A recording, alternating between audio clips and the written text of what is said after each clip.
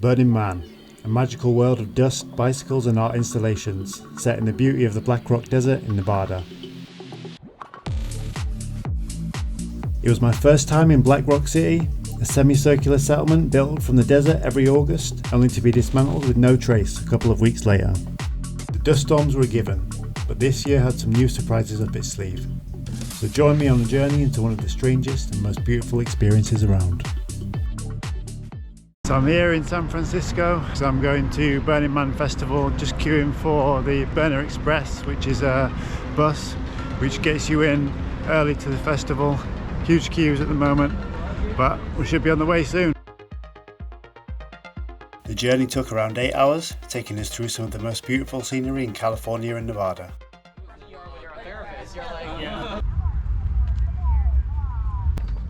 Setting up the tent now.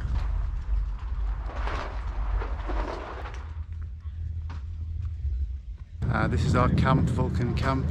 We're here on the Sunday, which is the day before it all kicks off. So there's still a few things getting set up, so we're going to put all these big tents up now. Okay, so we've managed to put up all the coverings now, so we can do our workshops. Looks pretty good.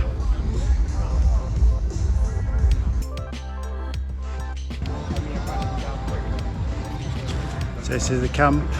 Some people have got tents, some people have got big RVs like that. The camp's build team had been on site for several days and had already set up a kitchen and dining area. I believe this is going to be bungee rope. Looks pretty scary.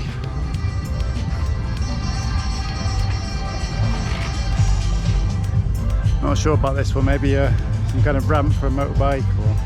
So you did like the Burner Express or something? Yeah. Yeah, that's cool. So you stopped in San Francisco, loaded up on supplies and shit? Yeah, as much as I could. Yeah. Bicycles are the preferred transport in Black Rock City, as most vehicles are banned. There are a vast array of art cars and mutant vehicles, however, made by artists from around the world. So I was just having a ride on an art car, which there's loads of them driving around the place. People have made them up and then driving around Burning Man on them, picking people up at random. Black Rock City is situated on a dry lake bed, previously home to an ancient lake. I decided to take a ride onto the Playa, the large flat and open space beyond the city's camp area, which was quickly filling up with outlandish vehicles and creative installations. Top of an RV here, close to sunset, 360 view of the whole of Burning Man.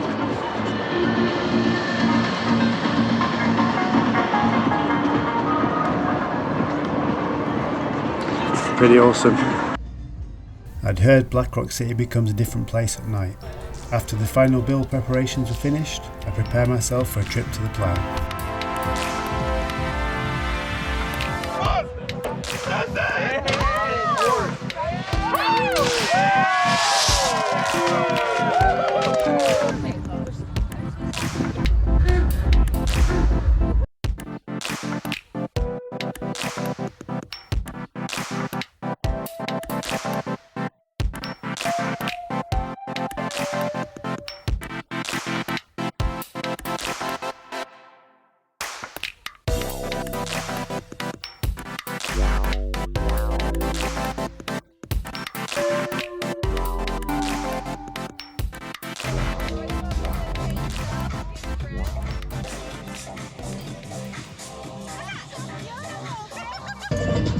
So what is this, like a Bouncy Castle? Yeah, so cool.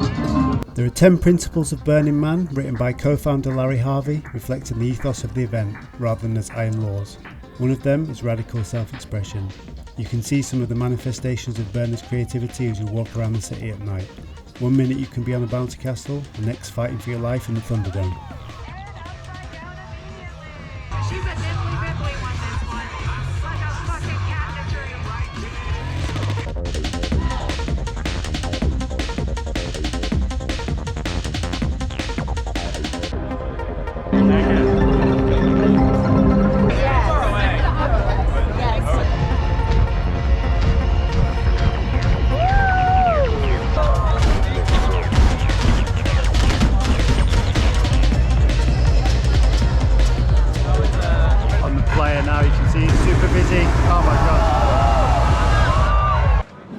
best things about Burning Man is just driving around at night, seeing what you can find.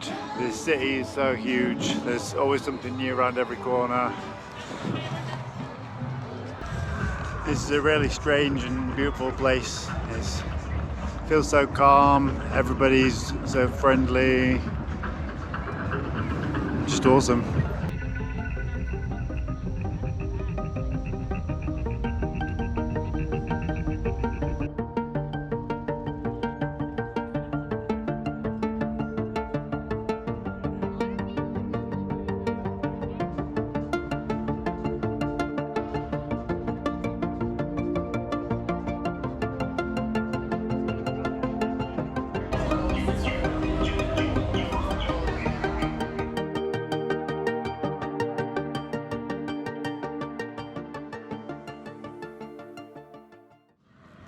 Another way burners can share their creativity is by hosting workshops and gifting their expertise or experience on a variety of subjects.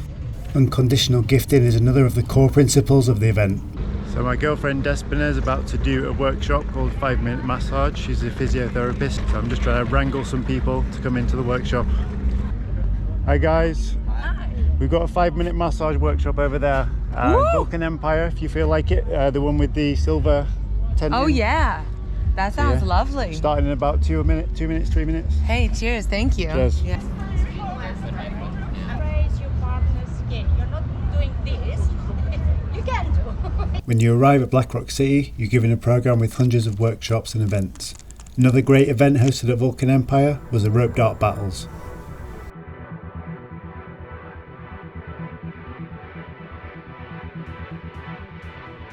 An ever-present hazard in Black Rock City is dust storms. We headed to centre camp though, as there was still a few hours before it was predicted to roll in. I'm in the centre camp, which has all the safety, check-in kind of things. They've let us know there's going to be a dust storm around 8 PM tonight. You can see the dust is already kicking up a bit.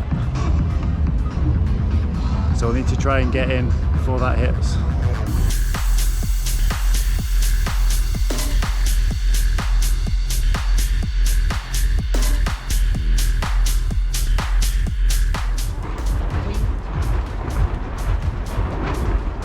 Dust storm, as promised. Here's the dust storm, 30-mile-an-hour winds, or is it 35? Anyway.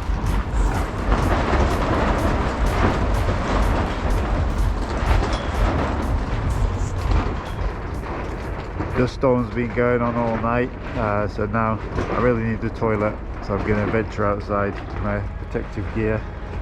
Hope for the best. One thing about Burning Man is the Black Rock Desert is made up of alkali gypsum dust, and it gets everywhere. Your hair turns to clay basically, and also there's a condition called Playa foot, which is basically a chemical burn from the alkaline dust. And they say the best thing to do is get a solution of 1 to 4 vinegar and water, which helps to neutralise the burn. You can see it's very dusty today, so I've got the mask on to filter everything out. Once it gets in your lungs, it's not good.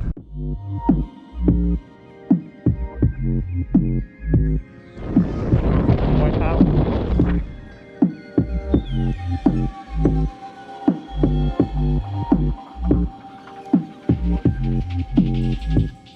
I'm here at the Man. There's a whiteout going on. Just seems to be clearing actually. So that's going to burn on Saturday night. We'll be there doing the fire performance. Well, I'll be the fire safety.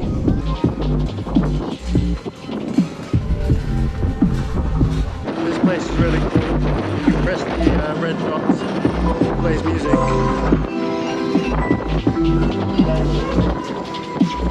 It's based on what you press in. The new version of the structure called the Man, along with its supporting pedestal and installations, is built and burned every year at Burning Man. There's also a structure called the Temple, which is built and burnt every year. We headed through the dust cloud in search of the temple. As well as being a beautiful structure, the temple is a sacred space where people can reflect and remember loved ones. Some insane details on this structure.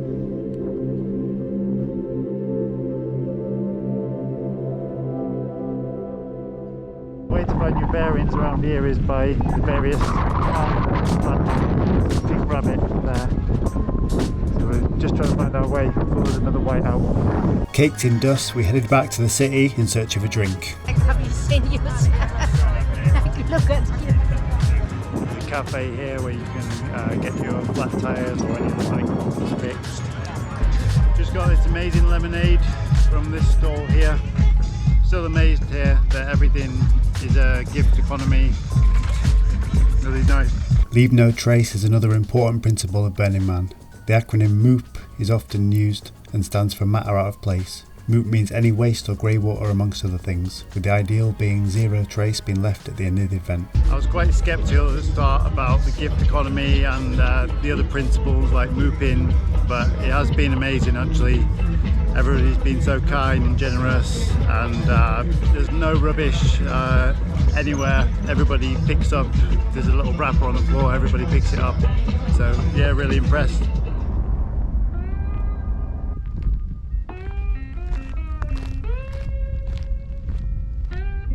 I've come out to the edge of the Burning Man site now in the open desert.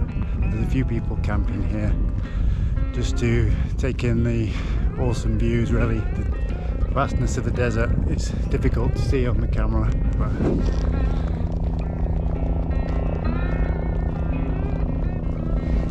just amazing. The inner Playa is the large open area next to the main city, which houses structures like the Man and the Temple. Beyond that lies the deep Playa, a more low-key and serene area. I took a trip out on my bike to see what it was all about.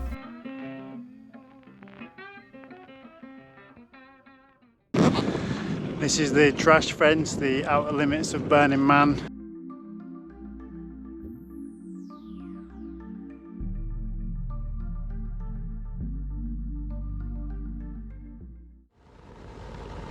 The city is divided into sections based on a clock face, from 2 o'clock to 10 o'clock. Having spent time near at 10 o'clock most of the time, we decided to check out the other side of the city and found some amazing art installations.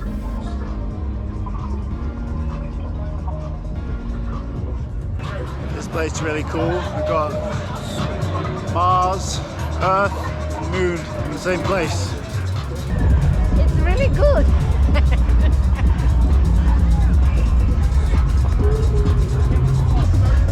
Yeah. We are so small and insignificant. We're in our car now. They cruise around the Playa. No one knows where they're going to go.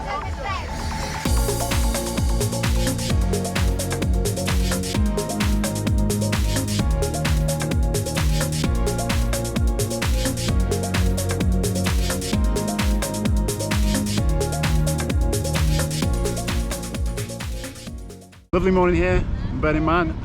I'm going to go to a Bluegrass workshop.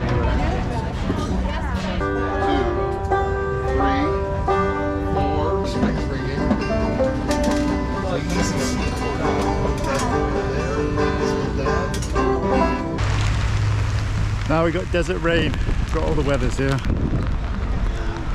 Rainwater quickly started dripping into the kitchen tent, threatening to flood.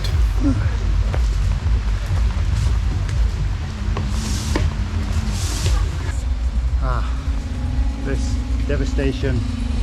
Oh, tarps we'd assembled to block the harsh desert sun were now filling with rainwater and leaking onto our tents. The camp's a mess, but we're happy. Oh my god, amazing. For about 3 hours the rain stopped. There's a double rainbow.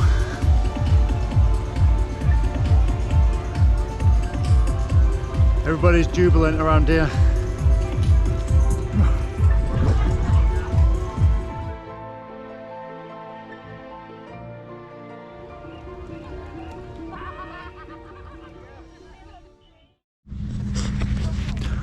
What an awful night. It was raining heavily all night and the tents flooded.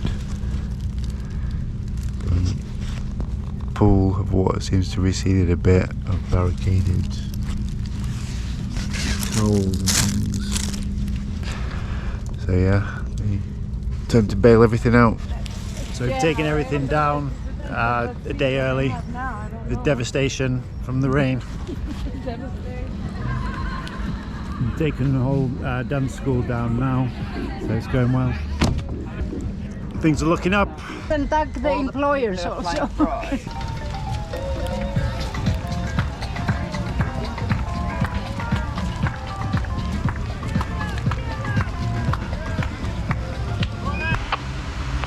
go ahead on that. So yeah, we're over here striking at 6:30 in Echo. So the latest update is the National Guard are going to come out. We're on the national news in England. So yeah, a bit of a situation. Hopefully we'll get out of here next few days. This is what the Playa looks like, absolutely saturated. Apparently they're not going to burn the man now, so...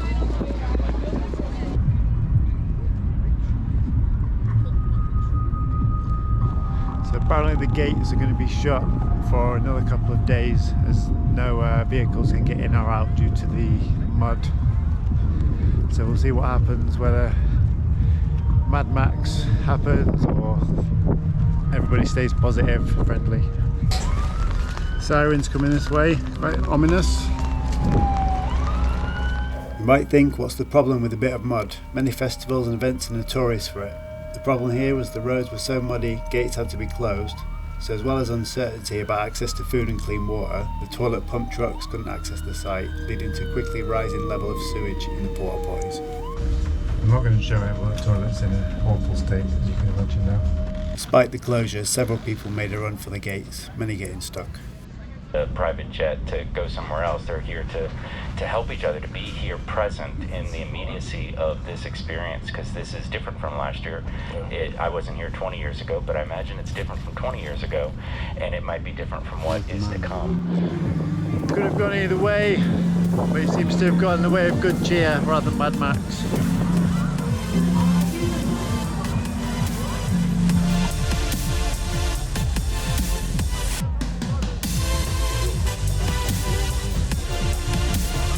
There was talk of another 24 hours of solid rain on its way, which would cement the road closure for up to a week by some estimates. But with no idea what would happen for sure, all we could do was prepare, accept our fate and enjoy the positives. So it looks like we're stuck here another day. Everybody's spirits are still high though. We've got everything sorted that we can for now.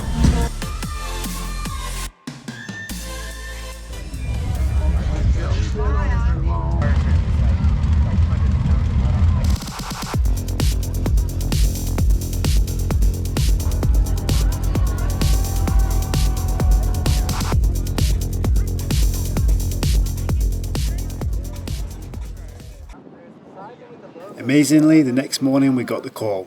The gates were open.